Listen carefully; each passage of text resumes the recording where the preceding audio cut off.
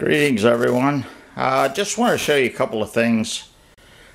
I want to show you my what I'm using for a wet box, and also show you my homemade wheel. It might give some inspiration to someone. These are a few pieces I made in the last couple of days. Teapot in the middle there. Gonna get a bamboo handle on it, and a large casserole dish, and then some vases and a pitcher.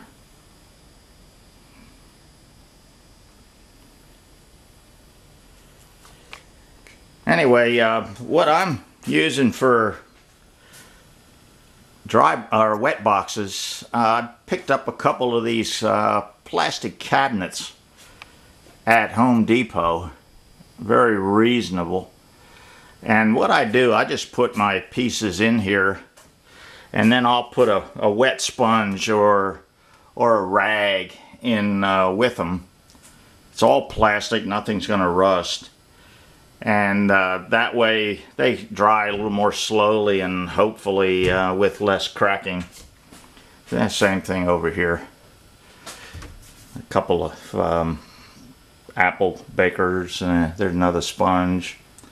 But just an idea that you can maybe use. One other thing that you might want to consider that I've done with all my cabinets in my shop, I'll take a piece of wood and I'll cut an angle on it like that, halfway through the width of the board, so that I have another half that matches that angle. And what I'll do here, I'll take that other half of the board, the top half is fastened to the cabinet, the bottom half is fastened to the wall. You can get the bottom half nice and level on the wall, screw it on, get your upper piece screwed straight across the cabinet, and when you hang the cabinet, it's level. You don't have to screw around with holding the cabinet, trying to get it level and then screwing it into the wall. The other thing this allows you to do is to lift this cabinet up and reposition it anywhere you want. You can take it off of this wall, put it on another wall. For instance, these cabinets are fastened the same way, and in fact I have several different kind of cabinets. I even have a dry marker board on there that's hanging. And move them around anywhere you want. Same thing over here. There's a couple more cabinets, and even a hanger for all my clamps is stationed there. And down here, drill bits are hanging the same way, and I even have my homemade slab roller hanging on there. Just, it's convenient. Everything's level, and you can move anything around. You don't like it there, move it somewhere else. Now this is my wheel, dirty as it may be right now. What I did, or actually I didn't make this. I had the idea, but my best friend where I worked, I'm now retired, he made it for me. It's very heavy. But what it does, it uses a surplus motor and gearbox that we had that was no longer being used. I have it mounted directly onto a plate, and the shaft is coming up in through a hole in the top, and then the wheel head is mounted to that. I wish it were tapered. It's just held with a key. So I do get some wobble. I managed to get most of that out. And then a thinner gauge steel is bent around it and welded, and then I put a little rubber strip on the top. The motor, since it is an industrial motor, is 440 volt 3-phase, which you can't get in your household. You can get 220 volt single phase, which is what you use for your electric range, your hot water heater, your dryer, and many other things. And here's the control box. I'll open it up then and show you. Inside of it is a small little controller that converts the 220 single phase into 443 phase to drive the motor.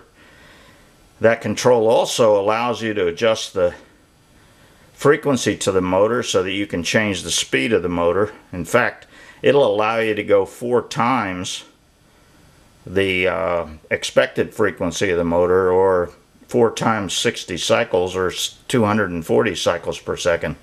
So you can speed the motor up. You can also program it to ramp up and ramp down the speed. In fact, I'll turn the speed all the way up, and I'll turn it on, and you can watch it. It'll slowly start accelerating.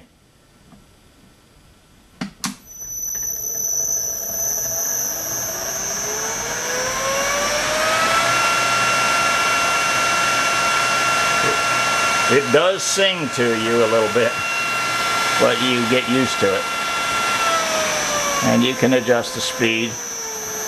In fact, you can adjust it all the way down to stop if you want. Or you can go real slow.